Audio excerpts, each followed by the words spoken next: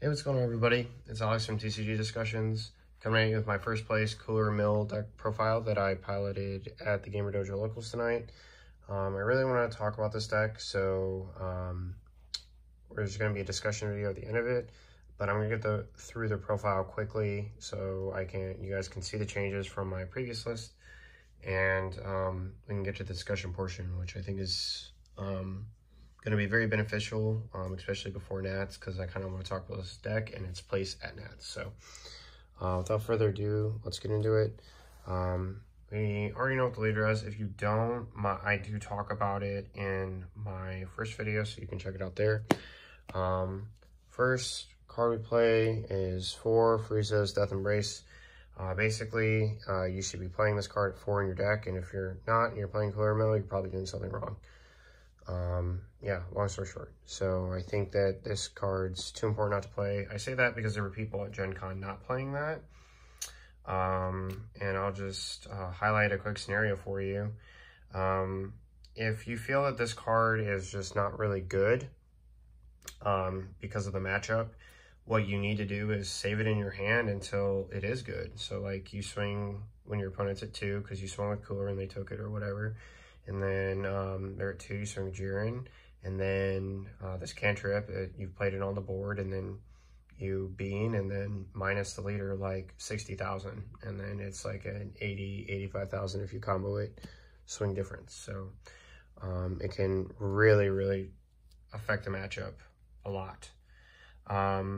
Next, for our rival package, we play the Booze, the Cooler Tyrannical Assaults, the 4 check lands, 4 Beerus Super Combo, and then last but not least, I'm going to include this as part of the rival package, even though you can't use it to arrive, 4 Senzu Beans. I'm going to leave the coolers up here, but everything else is very standard. You always want to see the Frieza check land. It's like a happy day in your hand that you see it, because it's just that good. Next, we play 3 combo attack coolers. I'm probably going to cut this down to 2 in the deck, play something different. Next, because it was best of 1, we went with our main Brawly, Crown of Retributions. This card just continues to overperform, especially against Kid Icarus, which this matchup is already like 9-1 in your favor of game 1. Next, we play 4 Jiren, Legend of Universe 11. This card is completely snapped in half in this deck. It is easily one of the best cards. Its auto ability on play is incredible.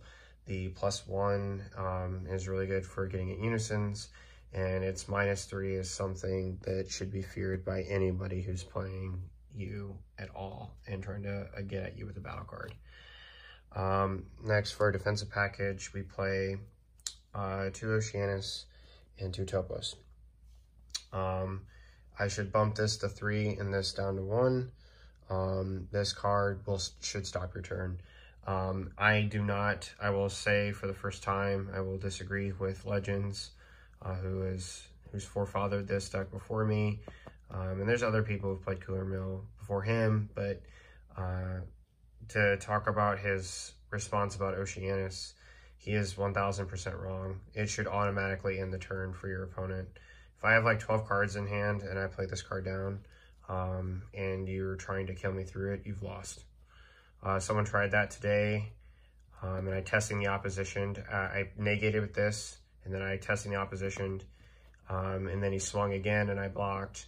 And he swung again and I blocked. And then by the time he swung at my leader for the final attack, with a Fighting Against Fate, he had milled 16 cards out of his deck. And then he comboed up to 90,000, but didn't give it any power. And then Jiren -3 killed it.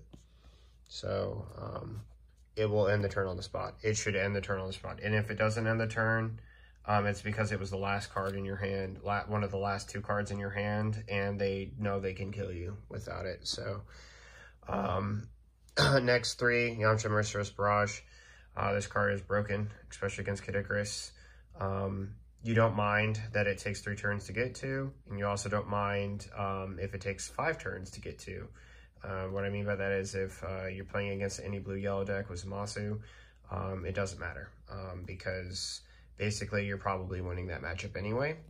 And Yamcha just at curve of 3 is completely broken in this deck. So yeah, it and Cooler are crazy. And the fact that he's a free minus 15k to 2 cards is just, it's so good. Next we play Forecasting Opposition. You have to play this card. It's fantastic. Not a lot to say. It with Topo and Oceanus is just completely good, and it's just all around one of the best negates you can play in the deck. The second best negate probably is after Image Technique, after for extra cards after this. Yes, it's even better than Violent Rays. The reason is because it can protect. It can just protect your Unison. Now, Violent Rays can stop battle cards or Unisons. Excuse me. But this card also minuses something 10. It can also stop leaders. This is a natural barrier to Victory Strike. So there's 10,000 reasons why this card is so good in the deck. Also note that between testing and this, you have 7 of ways of self-awakening in your deck, which is really strong. Violent Rays, we main deck 2 of it. I think this card is a main deckable card. It's just going to slow those taller decks or decks that can go taller or Unisons that get to 20. Honestly, 20k plus Unisons are a little bit of a problem for this deck. And I'll be the first to admit that. So Violent Rays turning those Unisons off is really strong. Secondly, on that note, Unisons that are 15k or less, this deck destroys. Between Jiren Cooler and the leader in Yamcha, you're going to get at that Unison and kill it. And I'm never attacking their leader unless I absolutely have to. Next, we decided to play one of the SCRs that we pulled, this SS3 Gohang's Interdimensional Warrior. This card is absolutely busted in this deck. I know one of my subscribers commented on my last video, asked me if I'd ever tried this card. No, I had not tried this card, and I tried it tonight, and it is absolutely broken. I still think that this deck frustrates people so bad that they will walk into our Heroine's lineage. But that doesn't change how good this card is. And I think it helps boost, it gives something that Heroine's lineage does not, that I will talk about later. But for those of you who don't know what it does, it is a dual attack blocker ultimate that when it is played, it minuses your opponent's entire board negative 25k, ignoring barrier.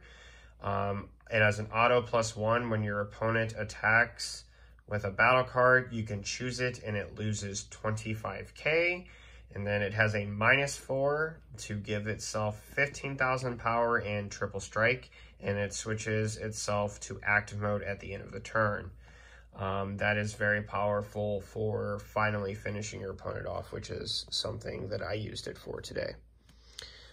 So that's going to be it for the deck profile section of this video.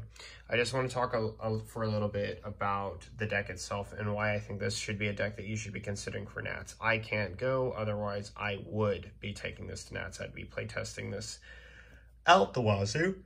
Excuse me. And I would take this to Nats. If you want a free matchup for Gogeta Xeno and Kato Chris, play Cooler Mill.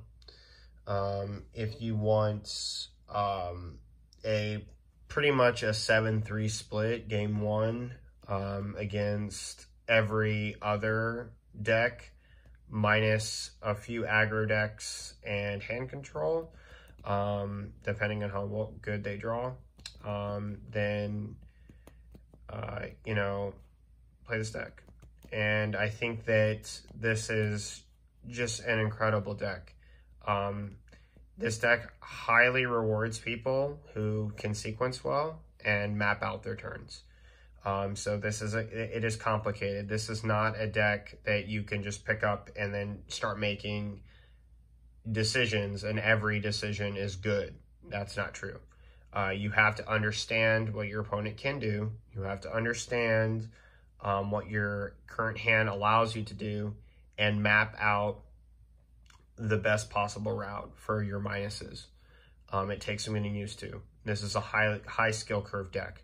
Make no mistake. This is not Janemba Mill where you strap on a helmet and go to town.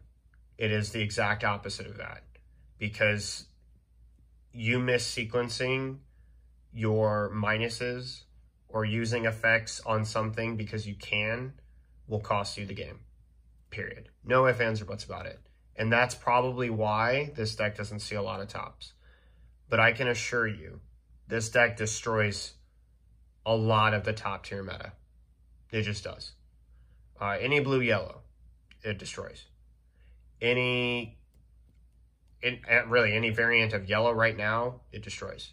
Any variant of black, it's doing pretty well against. I think Dark Brawly would give this deck a little bit of a problem because it can be hand control and swing for 30Ks. But you also have Violent Rays. And you have this and several other cards that can just minus those 30Ks. It's not that you can't do anything against Dark Brawly, but it can do a lot. And I can't wait to give you guys my new iteration of that that deck here soon. But back to this. The things you can do in this deck are truly, truly broken. The fact that Cooler Tyrannical Assault ignores barrier should be something everybody should be desiring for right now. The fact that this SCR does the same thing just gives it another kill threshold and mill threshold. This SCR also adds something to the deck that I really like over Heroine's Lineage. And that is an offensive power to the deck that can finish the game. Your opponent will probably try to commit at some point to killing you if you survive that, right? And they have low hand advantage or low deck or whatnot. You can play this card down, mill them some cards, do what you're going to do, right? But the fact that this SCR becomes a dual attack triple strike 40K is truly gross in a deck that can just go from having no battle cards to having 4 coolers. I'll give you an example of a play that I did today against Kid Icarus with this SCR. So I'll map out everything. My opponent's last turn that he had a Poutine the Dark Sorcerer. He activates Leader ability to play the Higher Dragon out of the drop area. Then swings. He goes to play the Higher Dragon. And then he had a Zamasu also on the board. And I try to counterplay with Yamcha. And then he Swift Retaliation coolered my Yamcha. And then, after drawing a card, he proceeds to then swing with the cooler, double bean it, and then final flash it, and then combo up to like 85, 90, 95,000. I had 4 cooler Tyrannical Assaults in my hand and a Beerus Super combo. And I had only 2 energy tapped, I believe. I had 1 energy tap from a Frieza cantrip, and I think another energy tapped from a minus that I had done on his leader swing to prevent me from taking damage. So this is what I did. So I have 2 energy tapped of my 6, and I Beerus Super combo on tap 1 of my multicolors, beam, go up to 6, tap 1 for cooler, hit the Zamasu and the Poutine. That's mill 2 for the cooler, and then mill another one for the cooler effect that minus those cards. And then I drew a card. And then I brought in another cooler And then, oh, he also arrived at Bojack in the middle of the combo step. So then I minused the cooler that was swinging at me, that he had buffed to like 40,000 power, and then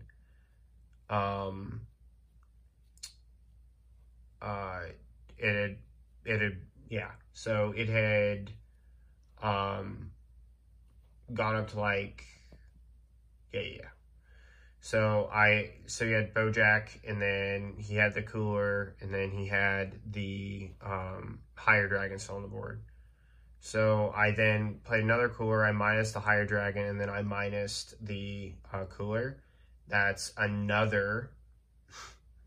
It's another 3 cards off the top of his deck, and I killed the higher dragon. And then I brought in the other 2 coolers, killed the Bojack, and then hit the Swift Retaliation cooler. This thing has 10,000 power left, and then I just tapped 1 for the activate battle on the Frieza and killed it. And that play right there killed 4 cards, milled him 12 cards, 13 cards off the top of his deck. That is broken. Okay, and if that doesn't sound appealing to you, like, maybe the deck strategy doesn't sound appealing to you, but in terms of like a winning momentum shift, that was absurd. My next turn, so he passed after that, and then I tapped 5 for this, and then I proceeded to -4 it.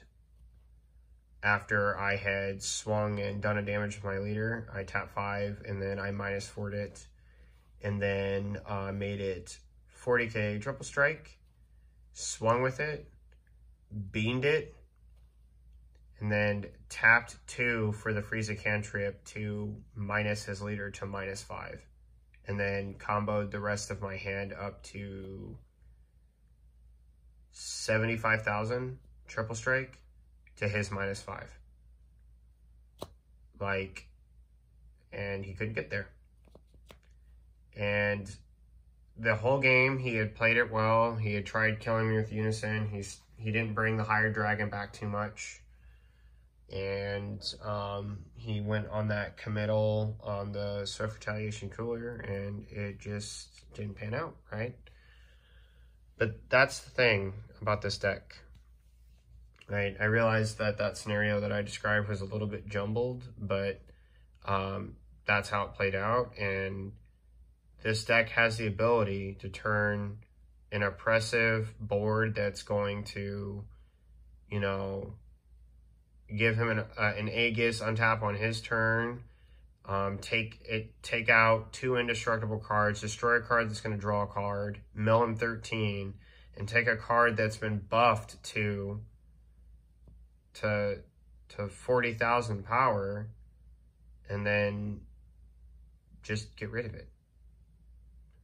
And that's the thing, right? Like, this deck is absurd like that. And I think that kind of play style and play line is something that everybody should be looking at going into Nats. I think that it has an extremely high potential to take on the meta. I've just done crazy thing after crazy thing with this deck, and it's incredibly fun to play. And I think that it's like a chess game for me, and like figuring out like what's my opponent going to do and how I can counter it with what I got. You know, negating and sequencing those negates, right? It's a really fun deck and a very rewarding deck. Complete opposite of Janemba. Janemba, you strap a helmet on, you just go. But this is a whole different animal, and I just really, really think that this deck is going to be one of those decks. If you take anything from this video, it's a deck that you should be considering and grinding out a month before Nats. It's that good. So that's going to be it for this video. Again, sorry for the jumbled up mess. I'm really tired, so it's kind of hard to keep my thoughts straight. talk about that complicated play line that I did, but it's also one of those examples that I have to share because it showcases just in one turn how oppressive my opponent's board can be, and then how gone and devastating this is, and it can be to your opponent. And that guy, in that one foul swoop, he lost a Bojack, he lost a Cooler, he lost a Zamasu, he lost a Higher Dragon, and he lost a Poutine, and all the combo that he had comboed into his hand because of 4 cards and a Frieza. So it's like, it's really good. It's really, really strong, guys. So hopefully you consider it. Hopefully you can get the pieces of the deck. Honestly, the deck is somewhat expensive. Yeah, that's right. It's expensive. I picked this card up and looked at Violent Rays and was like, oh yeah, it is expensive. So if you have the red staples, go for it, right? If you have these cards, go for it. I highly recommend you test and grind it out. So that's going to be it for this video, guys. Thank you so much for sticking around and watching. I hope you guys can give me some good feedback and let me know in the comment section down below what you think of this deck, any changes you would make. I'm pretty content with this list. There's just a few spots that I would change, and let me know any changes you guys would make yourself, or some cool tech that you played. And I definitely listen to you guys. I read your comments, and I try to respond when I can, or at least like things that I see. So good luck out there if you're going Nats, and I'll be continuing to upload my videos weekly, and I will see you guys next time. Thank you so much for watching. This is Alex from TCG Discussions signing off. Later.